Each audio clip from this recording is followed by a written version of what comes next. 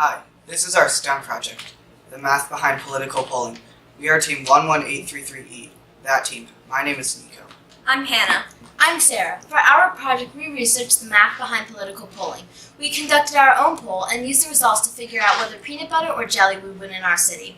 We also interviewed Elizabeth Senna, a political pollster, David Gold, a political consultant, and Dan Senna, a campaign official for the DCCC, to see how math and polling are used in the real world. We learned about sampling methods, the margin of sampling error, and how samples are weighted to get poll results.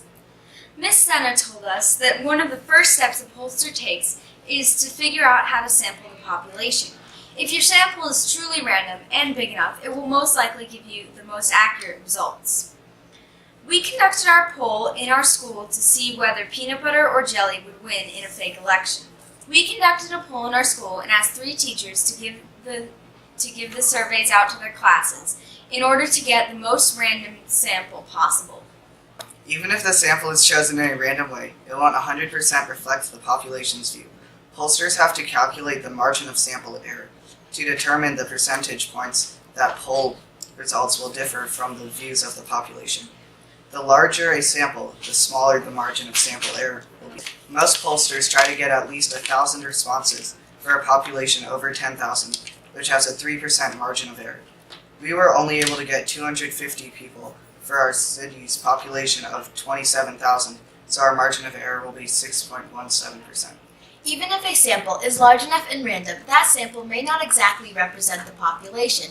Pollsters like Ms. Senna fix this by weighting the survey results. In our survey, 56.5% of the population is white. In our poll, 51.6% of the population was white. To make our poll results reflect the city population, we multiplied the responses from white people in our survey by an adjustment weight of 1.09, which is 56.5 divided by 51.6. We calculated an adjustment weight for each of the other races as well. While the math is straightforward, weighting polls in the real world is hard, because the population pollsters are interested in are the people who will actually vote, and they have to make an educated guess as to who that will be.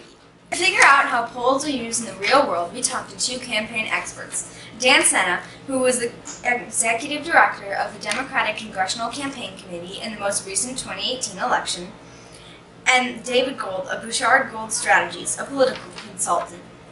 Both Mr. Senna and Mr. Gold said they used polls to see what part of a candidate's story works best for voters.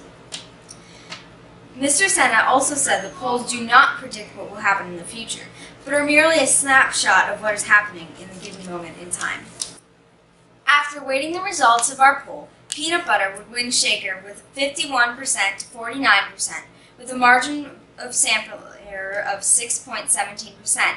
Sorry, jelly supporters. It is important for politicians and their supporters to know what people are thinking so they can shape their own campaign strategies.